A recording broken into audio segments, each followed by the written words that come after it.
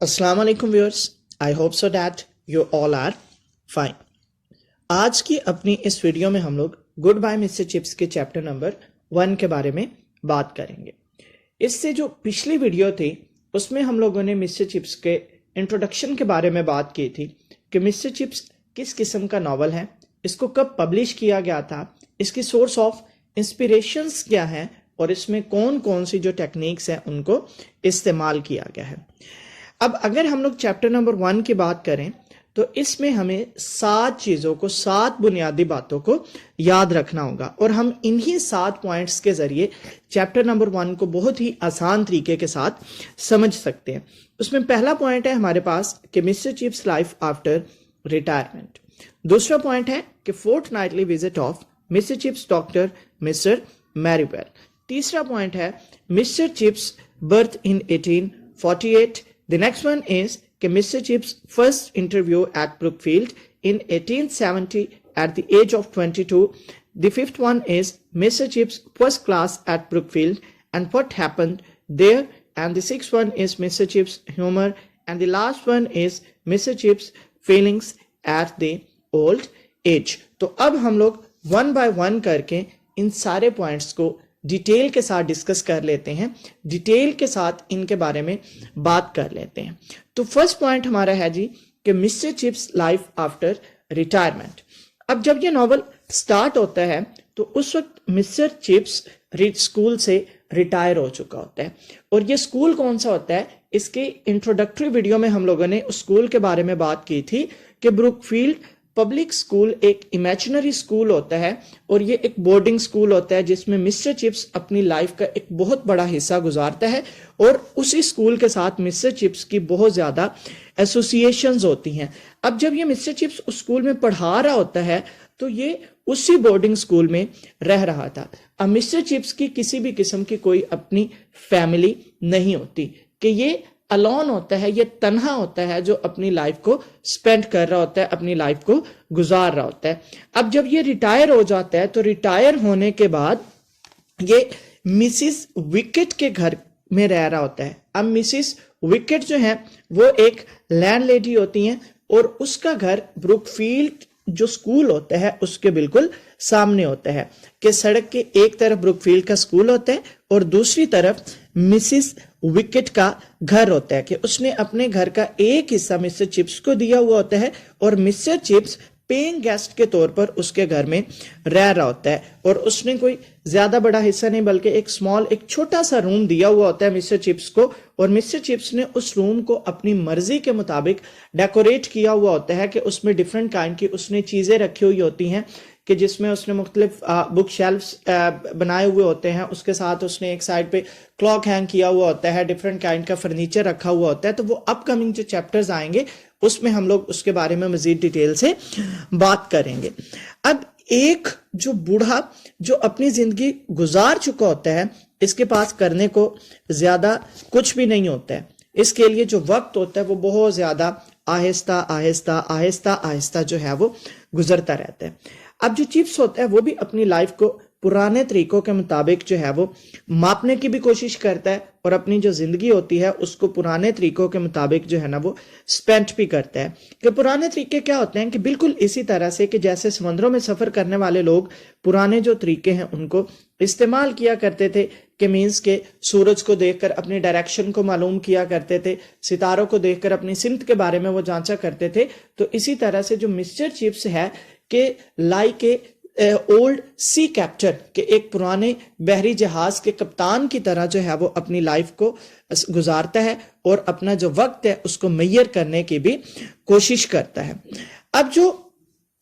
اور اس کے ساتھ ساتھ یہ اپنی جو لائف ہوتی ہے مسٹر چپس کی، اس کو بروک فیلڈ کی جو بیلز ہوتی ہیں، جو سکول کی بیلز ہوتی ہیں، ان کے مطابق گزارنے کی کوشش کرتا ہے۔ اب جو بورڈنگ سکول ہوتا ہے نا اس میں آل دا ٹائم جو ہے نا ہر کام کے لیے، ہر ایکٹیویٹی کے لیے کوئی نہ کوئی گھنٹی بجتی رہتی ہے، کہ فار ایگزامپل جو ہے کہ جس طرح سے اگر صبح بچوں کو اٹھانا ہے تو اس وقت بھی گھنٹی بجائی جاتی ہے، اسی طرح سے اگر بچوں کو ناشتے کے لیے بلانا ہے ہال میں تو اس کے لیے بھی گھنٹی بجائی جاتی ہے، اسی طرح سے اگر چیپل میں عبادت کے لیے بلانا ہے تو اس کے لیے بھی گھنٹی بجائی جاتی ہے، اور اسی طرح سے اگر بچوں نے سونا ہے تو اس کے لیے بھی گھنٹی بجائی جاتی تھی، اور جو لاسٹ گھنٹی بجائی جاتی تھی اس کو لائٹس آؤٹ بیل کہا جاتا ہے کہ اب سونے کا وقت ہو گیا اور تمام کے تمام جو بچے ہیں وہ اب سونے کے لیے چلے جائیں۔ تو مسٹر چپس ریٹائر ہونے کے بعد بھی کیا کرتا ہے، اپنا جو وقت ہوتا ہے وہ انہی بیلز کے مطابق جو ہے نا وہ گزارتا رہتا ہے۔ کہ مسز وکٹ جو ہوتی ہیں، آپ کو بتاتا چلوں کہ وہ بھی ریٹائر ہو چکی ہوتی ہیں اور وہ بھی بروک فیلڈ میں کام کرتی ہوتی ہیں، اور وہ وہاں کا جو لینر روم ہوتا ہے اس کی وہ انچارج ہوتی ہیں، اور وہ ایک لینڈ لیڈی ہوتی ہیں۔ اب اگر ہم لوگ مسٹر چپس کے ڈاکٹر کی بات کریں تو ڈاکٹر کی بات کرنے سے پہلے کہ مسٹر چپس جو اپنی لائف کو سپینڈ کرتا ہے اس کی کچھ عادات ہوتی ہیں، اس کی کچھ ہیبٹس ہوتی ہیں کہ جو وہ ڈیلی بیسس کے اوپر جن کو دہراتا رہتا ہے۔ کہ ڈیلی سونے سے پہلے وہ کیا کرتا تھا کہ گھڑی کو چابی دیا کرتا تھا، کہ وہ پرانے زمانے کی کوئی گھڑی ہوتی تھی، اسی طرح سے وہ لائٹ کو بند کر دیا کرتا تھا، ہیٹر کو بند کر دیتا تھا، اور اس کے بعد ایک جاسوسی ناول کو کیری کرتا تھا اور پڑھنے لگ جاتا تھا۔ کیونکہ وہ کافی زیادہ اولڈ ایج ہوتا ہے، بمشکل ابھی وہ ایک ہی صفحہ پڑھتا تھا اور وہ تھک جاتا تھا تو وہ سائیڈ پہ رکھتا تھا، اور اس کو سائیڈ پہ رکھ کر اس کے بعد وہ پرسکون ہو کر، پرسکون کی جو نیند ہے نا اس کو وہ انجوائے کیا کرتا تھا۔ اگر اس کے ہم لوگ سیکنڈ پوائنٹ کی بات کرتے ہیں کہ فورتھ نائٹلی وزٹ کی، تو مسٹر چپس کا جو ڈاکٹر ہوتا ہے اس کا نام ہوتا ہے مسٹر میریویل، کہ ہر 2 ہفتوں کے بعد وہ اس کا معائنہ کرنے کے لیے آتا ہے، اور اس کا معائنہ جب کرتا ہے تو اس کو وہ حوصلہ دیتا ہے، اس کو وہ انکریج کرتا ہے، کہ وہ کہتا ہے کہ آپ ابھی بھی you are still wonderful matchless and old boy, کہ آپ کو کسی قسم کی کوئی بیماری نہیں ہے، آپ کو پریشان ہونے کی ضرورت نہیں ہے، you would die a natural death, کہ نیچرل ڈیتھ سے مراد کہ تمہیں کسی بھی قسم کی کوئی ڈیزیز یا بیماری نہیں ہوگی، بلکہ تم اپنی عمر پوری کرنے کے بعد ایک نیچرل ڈیتھ، قدرتی موت مرو گے۔ اب جب مسٹر میریویل مسٹر چپس کو حوصلہ دینے کے بعد کمرے سے باہر نکلتا تھا تو اس وقت وہ مسز وکٹ کو علیحدہ سے یہ کہا کرتا تھا کہ یہ بالکل ٹھیک ہے، انہیں کسی قسم کی کوئی بیماری نہیں ہے، نہ ہی انہیں کسی قسم کا کوئی خطرہ ہے، لیکن ان کے لیے ایک ہی فکر کی بات ہے، اور وہ ان کے لیے ہے ان کا بڑھاپا، کہ جس کو اینوٹومینی کا نام بھی دیا جاتا ہے، کہ اولڈ ایج میں ان کا زیادہ سے زیادہ خیال رکھنا چاہیے، کہ اگر ان کو ٹھنڈ لگ گئی تو ہو سکتا ہے کہ یہ کسی نہ کسی بیماری کا شکار ہو جائیں، اور پھر یہ دوبارہ سے جو ہے نا وہ وہاں سے ریکور نہیں ہو سکتے۔ اس کے بعد مسٹر چپس کی برتھ آتی ہے۔ Mister Chips was born in 1848، کہ 1848 میں مسٹر چپس پیدا ہوتے ہیں۔ اب جب مسٹر چپس پیدا ہوتے ہیں تو اس کے بعد اسی میں کہ جیمز ہلٹن نے جہاں پر مسٹر چپس کو ڈسکس کیا ہے، اس کے ساتھ ہی اس نے انگلینڈ کی جو ہسٹری ہے اس کو بھی وہ ساتھ کے ساتھ کیری کرتا ہے، اس کو بھی وہ ساتھ کے ساتھ ڈسکس کرتا ہے۔ تو مسٹر چپس اپنے پیرنٹس کے ساتھ گریٹ ایگزیبیشن دیکھنے کے لیے جاتا ہے، اور اس گریٹ ایگزیبیشن کو وہ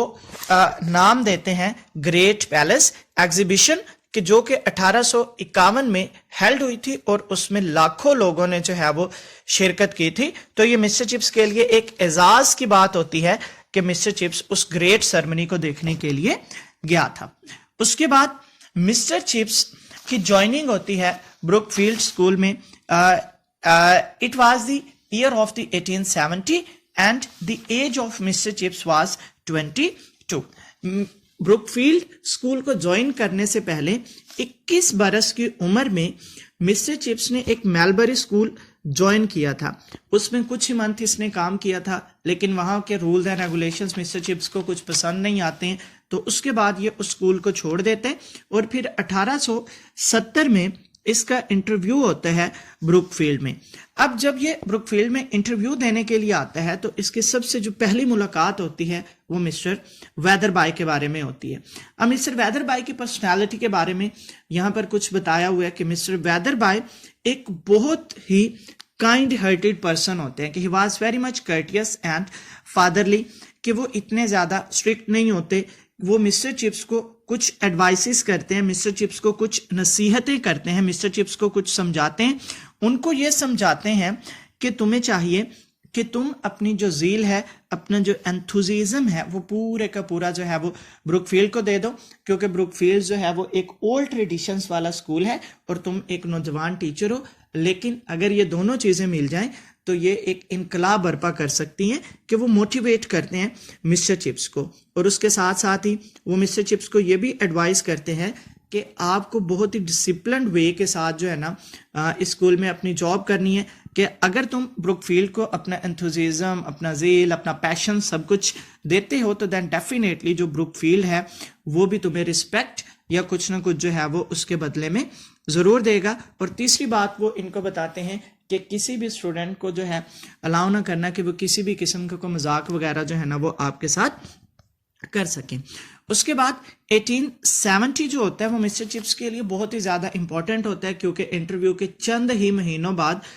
جو مسٹر ویدر بائے ہوتے ہیں ان کی وہ ڈیتھ ہو جاتی ہے, اور مسٹر ویدر بائے کو مسٹر چپس جو ہے وہ کبھی بھی نہیں بھول سکتے. اس کے بعد پھر مسٹر میلٹرم آ جاتے ہیں کہ جو 1870 سے لے کر 1900 تک جو ہے نا وہ بروک فیلڈ کے ہیڈ ماسٹر رہتے ہیں.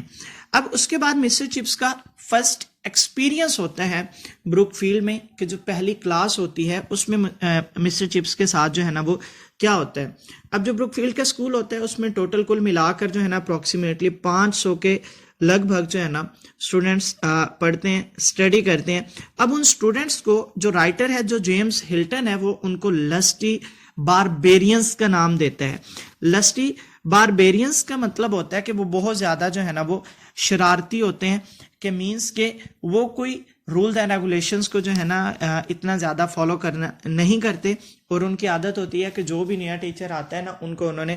تنگ کرنا ہوتا ہے کسی نہ کسی طرح سے, کوئی نہ کوئی طریقہ جو ہے نا وہ اڈاپٹ کر کے.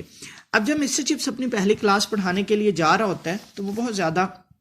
گھبرایا ہوا ہوتا ہے, پریشان ہوتا ہے کہ وہ اپنی پہلی کلاس کو کیسے کس طرح سے ہینڈل کرے گا, کس طرح سے اس کو ٹیکل کرے گا. جب مسٹر چپس اپنی کلاس میں جاتا ہے تو جا کر یہ اپنے ڈیسک پر کھڑا ہو جاتا ہے, اور اس کے پیچھے دیوار کے اوپر ایک گھڑی لگی ہوتی ہے, اور اس گھڑی کے ٹک ٹک ٹک ٹک کی جو آواز ہوتی ہے نا وہ اس کو سنائی دے رہی ہوتی ہے. اس نے پہلے تو بچوں کو کی طرف ایک نظر دوڑاتا ہے, ان کو دیکھتا ہے, اور پھر جو ہے نا یہ پڑھانا شروع کر دیتا ہے. اب جیسے ہی یہ پڑھانا شروع کرتا ہے نا تو تھرڈ لائن میں ایک بچہ بیٹھا ہوتا ہے. وہ بچہ کیا کرتا ہے کہ اپنا جو ڈیسک کا اس کا لڈ جو ہوتا ہے, جو ڈھکنا ہوتا ہے, اس کو اٹھا کر زور سے جو ہے نا وہ نیچے گرا دیتا ہے. نیچے گرانے سے مراد کے فرش کے اوپر نہیں گراتا, بلکہ اس کو تھوڑا سا اوپر کرتا ہے اور چھوڑ دیتا ہے, جس سے شور پیدا ہوتا ہے کہ وہ مسٹر چپس کو تنگ کرنا چاہ رہے ہوتے ہیں. تو مسٹر چپس جو ہے وہ اس بچے کو بلاتا ہے. مسٹر چپس کو اب اس کا نام بھی نہیں پتا ہوتا, وہ اس کو ریڈ ہیڈز والا کچھ کہہ کے اس کو بلاتا ہے, اس کو کہتا ہے کہ آپ جو ہے نا وہ کھڑے ہو جاؤ. تو دین جو ہے نا کہ جو دوسرے اسٹوڈنٹس ہوتے ہیں وہ مسٹر چپس کو بتاتے ہیں کہ اس لڑکے کا نام جو ہے نا وہ کولے ہے. تو وہ کیا کرتا ہے کہ وہ اس کو کھڑا کرتا ہے, اور یہ وہی کولے ہے کہ جو بعد میں جا کر جو ہے نا وہ کسی اچھی پوسٹ کے اوپر جو ہے نا وہ انگلش میں ہائر بھی ہوتا ہے. اینڈ دین جو ہے کہ کیا کرتے ہیں کہ جیسے ہی مسٹر چپس اس کو کھڑا کرتا ہے نا تو اس کے بعد مسٹر چپس اس کو سزا دینے کے بارے میں سوچتا ہے. اب جو بروک فیلڈ ہوتا ہے نا اس میں 2 طرح کی سزائیں دی جاتی تھی, کہ مینس کہ ایک کچھ لائنز لکھنے کو دی جاتی تھی کہ جو بچے زیادہ ڈسپلن کو وائلیٹ نہیں کرتے تھے ان کو جسٹ انٹیمیشن دینے کے لیے لائنز وغیرہ لکھنے کے لیے دے دی جاتی تھی, اور جو بچے زیادہ ڈسپلن کو وائلیٹ کرتے تھے ان کو سویئر قسم کی پنشمنٹ جو ہے نا راڈس کے مین کے ڈنڈے وغیرہ جو ہے ان کے لیے استعمال کیے جاتے تھے. تو مسٹر چپس کیا کرتا ہے اس کولے کو 100 لائنز جو ہے نا لکھنے کے لیے دے دیتا ہے کہ آپ نے یہ 100 لائنیں جو ہے نا وہ گھر سے لکھ کر لانی ہے. اسی طرح سے جیمز ہلٹن مسٹر چپس کے بارے میں یہ کہتا ہے کہ جو آپ کی اولڈ ایج ہوتی ہے نا, جیسے جیسے آپ بوڑھے ہوتے چلے جاتے ہیں تو آپ کی جو لائف ہے نا وہ ایک سیڈ جوک کی طرح جو ہے نا وہ بنتی چلی جاتی ہے. تو مسٹر چپس جو ہے وہ ڈفرینٹ کائنڈ کے جوکس وغیرہ جو ہے نا وہ ان کو پروڈیوس کر کے بچوں کو ہنسانے کی کوشش کرتے, لیکن ایٹ دی اسٹارٹ جو ہے اس کا جو ہیومر ہوتا ہے نا وہ اتنا زیادہ میچور نہیں ہوتا, لیکن پھر بھی مسٹر چپس جو ہے نا وہ بچوں کو امیوز کرنے کی کچھ نہ کچھ